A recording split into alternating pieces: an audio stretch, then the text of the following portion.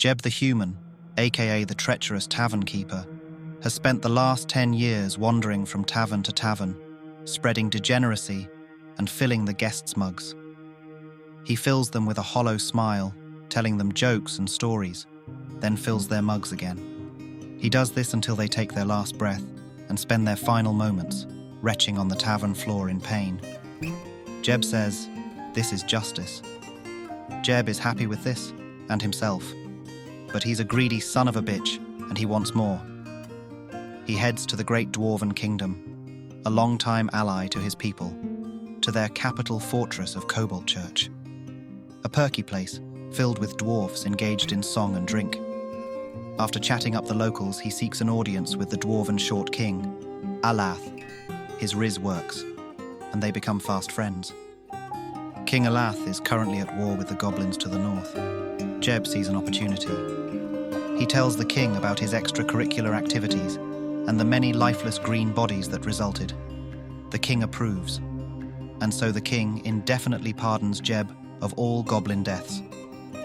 It's good to be friends with the king.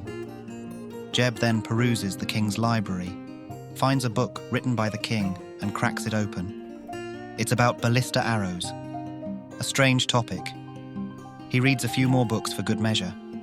With his newfound clout, Jeb heads north to the Dwarven Fortress of Ovafanathat. It's supposed to have a nice tavern. So he gets there and checks the place out.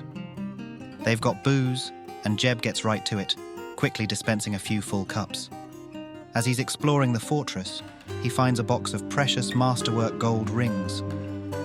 He thinks to himself, why not? Why shouldn't I take one? So he takes 7. As he was looking at his 7 glistening golden rings, he broke out in tears as he realized he wants more. Not more rings, more everything. He quickly comes up with an idea and grabs 2 barrels of booze, courtesy of his new dwarven friends.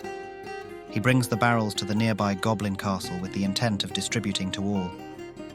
He hands out a few cups before an all-out battle starts, blood and guts flying left and right. Jeb, being a coward, runs for his life. That plan didn't exactly work, so he heads to a nearby human town. Here he tells tales of his exploits as an adventurer, all made up. He doesn't adventure. He shows off his gold rings, rewards he says. That was a lie.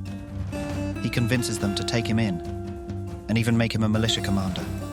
He trains his squad for the year, with the intention of heading back to the castle in full iron armor. Jeb convinces the expedition leader that the nearby goblin castle is a threat that must be dealt with. Jeb, being friends with the king, demanded respect, and so his squad was sent to clear the castle.